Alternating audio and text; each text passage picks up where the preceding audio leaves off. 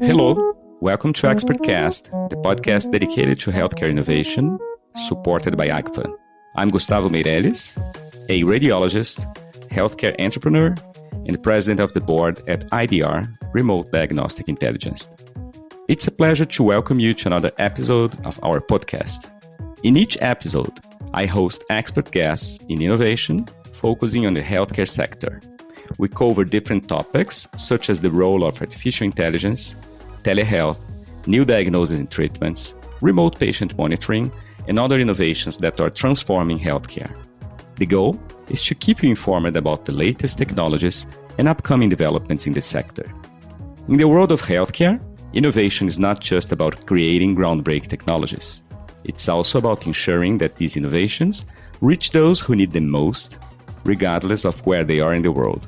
This is where the concept of global impact comes into play. So how can a healthcare device innovation that starts as a local success expand its reach to have a meaningful impact on a global scale? To answer this question, we are joined here today by two guests who have navigated these challenges firsthand. Jasper Van De Sande, a senior business consultant and partner at Suazio and Namsa, brings a wealth of experience in guiding companies through the complexities of global market expansion. José Leovigildo Coelho, also known as Leo, is CEO and founder at IONIC Health and has led his company to global success with innovations that have revolutionized healthcare delivery. Throughout this episode, we'll delve into the intricacies of expanding healthcare innovations globally. We'll also explore the main challenges faced by companies in this journey and uncover the strategies that have led to success. From regulatory hurdles to cultural differences, we will examine how companies can overcome these obstacles to make a lasting impact on healthcare worldwide. So Jasper, Leo, welcome to the show. And let's start by discussing the main challenges companies face when trying to expand their healthcare innovations globally and how these challenges can be overcome. So Jasper, Leo, thank you so much for being here today. Thank you, Gustavo.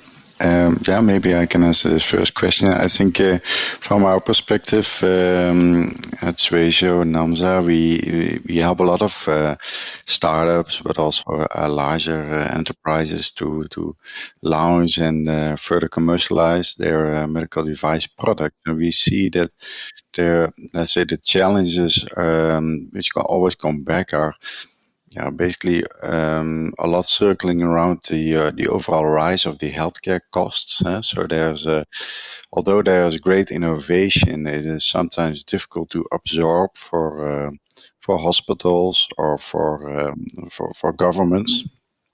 By basically having a bit of a hurdle of finding the place of that new technology, very often with the new pricing into their current system. So that's really something we see in the market, and therefore it's always interesting for companies to really examine this further and to dive deep in this. And besides that, I think there's a lot of regulatory challenges. So there's a lot of change in regulatory environments, both in US and in Europe. And this is constantly changing, always new requirements, but also innovation also brings sometimes some kind of white spaces which have not been dealt with before. So that's always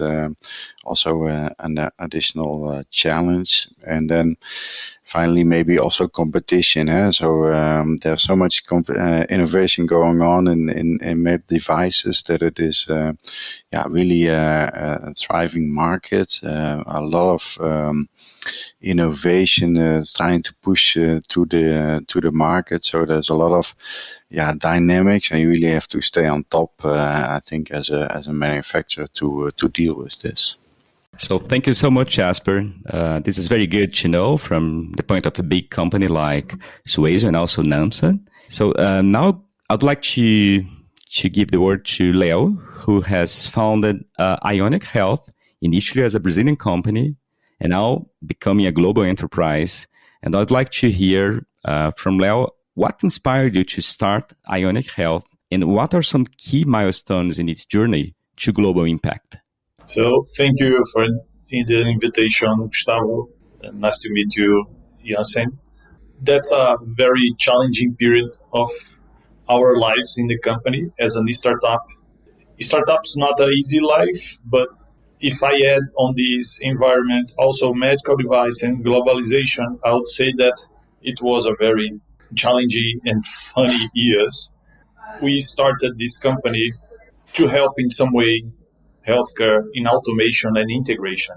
My background is computer science, and I have a lot of radiologies, technologies, biomedicals as partners and team, and looking for the healthcare, specifically on the diagnostic medicine, because I call that's a technology island in the healthcare system. We look and we see 7-8 years ago, we saw a huge challenge of integration, compatibility, and also automation. A lot of people talks a lot about AI, diagnosis, improvements, etc. But in most of the case, the healthcare institutions needs what we call the basic integration and automation with multiple systems, multiple softwares, multiple equipments, because that's the basis of all data that you produce in your institution. So 7-8 years ago, when we started on this area, we saw a huge potential opportunity to build a new startup and build projects and build technology with a hybrid solution using hardware and software, adding data, adding analysis. So during this journey, I understood that that's not a Brazilian only challenge. I started with a lot of international connections, universities, Congress, to understand that yes, that's the same problem that Brazil has of integration automation, this diagnostic or imaging equipment environment. Europe face the same, US face the same, and other regions. So we did a very tough decision that after scaling locally in Brazil, to start to develop an international project to test and pilot the technology in Europe, US, etc. So our local project, I can say, in some way well established and growing with big clients and big reference healthcare institutions. I always ask myself why we can't export technology as Brazilians. Why do we need to import technology? So I decided to do the opposite way. So in that time, making benchmark, etc., 4 to 5 years ago, we decided to test and pilot technology outside Brazil. So answer your question, Gustavo, first of all, helping healthcare and professionals are the main goal of the company, using our background of integration and automation, but also exporting technology from a high creative hub that's Brazil, but with a high standard rules that's the US and Europe. That's our context for now. So yes, we are very motivated, but the challenge is not too easy, but it's completely feasible. And I would like to have more Brazilian friends doing the same path, because we have a lot of good startups and technology from Brazil to export globally. This is great, Leo. Thanks for the answer. And, I've been following many of the steps IONIC Health has been going through in the last few years. I've been also one user of the technology. So it's very good to know that a Brazilian company is opening space for other startups and also other companies from Brazil to expand and to grow with a global scale. So I like that question. If we do import technologies, why not export good technologies to other countries, not only here in Latin America, but globally? And these are the steps that IONIC Health is going through. And, well, you can tell a little bit more later about the partnership with a very big company in the diagnostic imaging sector. So let me move again to Jasper. And I'm also very happy to have Jasper here because I'm one of the medical experts at Suazio for many years. And it's a pleasure to get one of its seniors as executives to talk a little bit more about Suazio and also Namsa. Both companies have been doing to support partnerships and collaborations in the healthcare field. So Jasper, I'd like to know a little bit more about the role that partnerships and collaborations play in the success of healthcare device innovations, particularly when it comes to entering new markets. And this can be very helpful for other Brazilian companies that want to grow, like IONIC Health, beyond the Brazilian borders. So if you could expand a little on that question, thank you. Yeah, thank you, Gustavo. Yeah, so the use of additional partners and collaborations, it's maybe also what Leo already said. If you want to reach out to and launch in other countries, it can be a bit of an open space, and also a bit of a black box. You do not really know what you're getting into. So working with consultants or experts in the field can really give you that richness of insights and local expertise that you need to build up your product. And indeed, we focus on that more commercialization, but also that regulatory and clinical and reimbursement pathway for smaller but also larger companies. And we find that partnership always works best if you really engage well and through all the steps. So some med devices need more support than others. Some are very specific in a certain area and need a lot of, for example, testing or pilots or different kind of expertise. But with a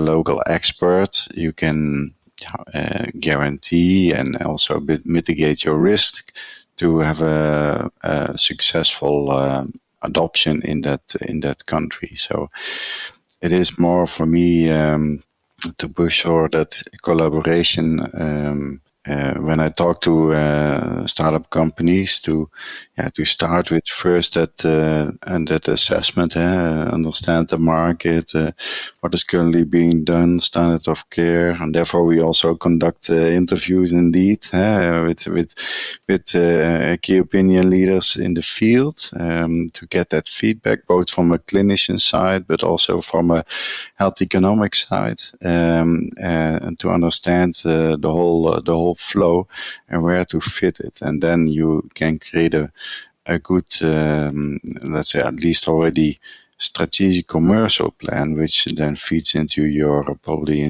regulatory, into your clinical plans, which you need later on to further develop your technology, and in the end maybe get reimbursement if that is needed. Yes, this is great. Thank you. And well, we know that getting the opinion of key opinion leaders and senior experts is really helpful, not only for big companies, but also for startups and other companies that want to navigate and go globally.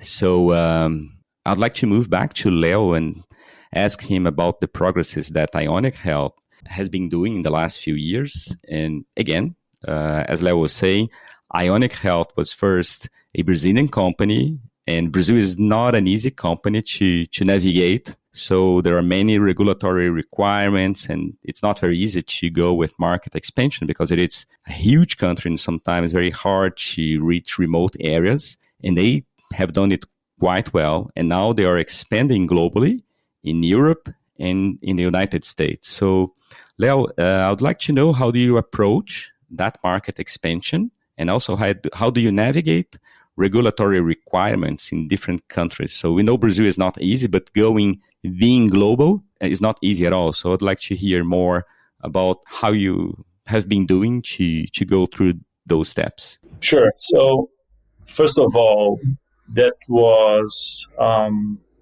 would say that you need to be a learner at all, in all your team, because we decided to navigate into a very innovative environment and concept. It's not just workflow system or mature technology. So remote scanning nowadays, it's coming more, but a few years ago will be a few cases worldwide. So first of all, we decided to be relevant in our local market, that's Brazil. And a lot of questions about regulatory data, etc., because Brazil is doing the steps for software as a medical device recently, and we adapted for everything. So we created years ago internally RA team, QA team, clinical team, research, etc., to understand locally the steps. And when we started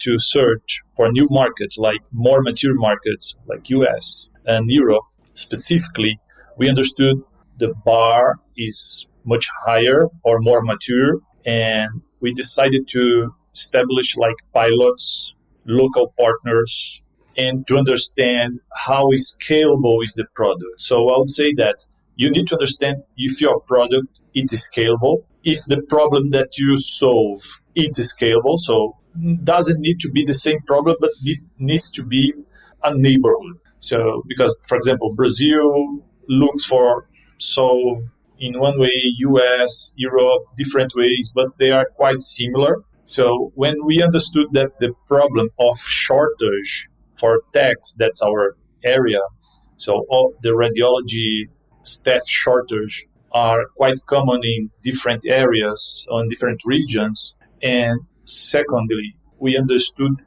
how can we scale the product as a software and hardware hybrid solution. And we started to understand the standards locally. So you need to have a global view, but a local action to localize country by country, region by region, all the regulations of data privacy, security, software as a medical device, and sales, installation. So, and that's a circle system because you learn from other regions and you train your team locally, specifically in Brazil, to raise the bar, and you start raising your global bar, but acting local. So for a Brazilian company, for example, a big challenge is the language. It's not quite common for Brazilians to speak English in average in the country. If we born, for example, in India, Israel, etc., that's not an issue.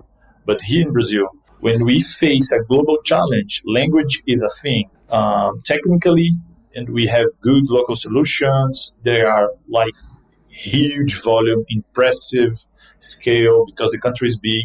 But when you decide to be global, you have to understand the high local standards of data privacy, security, and also regulation, plus the language challenge, because you have to have all your company speaking and supporting, for example, in English. So we build a network of local partners, advisor, local teams, and different areas to build in the last 4 years international network for the company to learn more and faster and to improve the product and the process to be prepared for to scale globally. So as a new startup, it's painful. We learn a lot, but that's our goal for now. So we are fully engaged on this global project. It's not focused only Europe, US, and Brazil. We are adding more regions for the next years, and we'd like to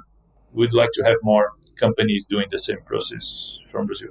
This is great to know, Leo. And again, congratulations on the success IONIC Health has been going through in the last few years. And I have no doubt the company is going to be more and more globally localized. And you touched on several important subjects, as Jasper was also mentioning. The first one was, well, coming from Brazil, the language could be a barrier For many Europeans or people from India and other countries, this wouldn't be a problem. But for Brazil and also other countries like Japan, so I was in Japan 2 weeks ago, and language is a big barrier. And it is an issue that less and less is becoming a problem because of simultaneous translations and also the use of AI.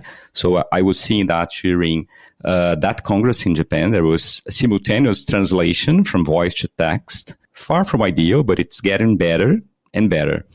A second point, as Brazilians, is to consider that our solutions are worse than European or American solutions. And this is not the case anymore. There are many Brazilian companies, Indian companies that were born here and that are becoming global companies.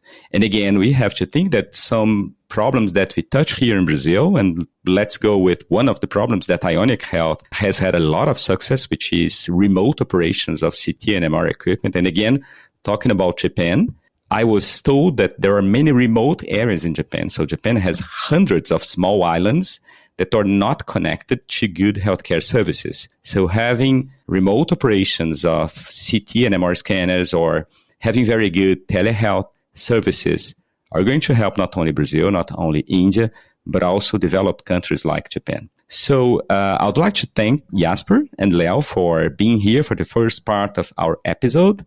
It was great to learn with both of you and to get a little bit more of information when companies want to become global. So what are the steps? And I'm eager to hear more about both of you in the second part of our episode. And if you enjoyed this episode, don't forget to follow ExpertCast and rate it with 5 stars on your favorite podcast platform. Also, share the episodes on your social media and with your contacts so that more people can have access to valuable information about innovation and entrepreneurship in healthcare. By doing this, you help disseminate quality information and also increase interest in these topics, which are so important for the advancement of the healthcare sector. Thank you and see you in the next episode.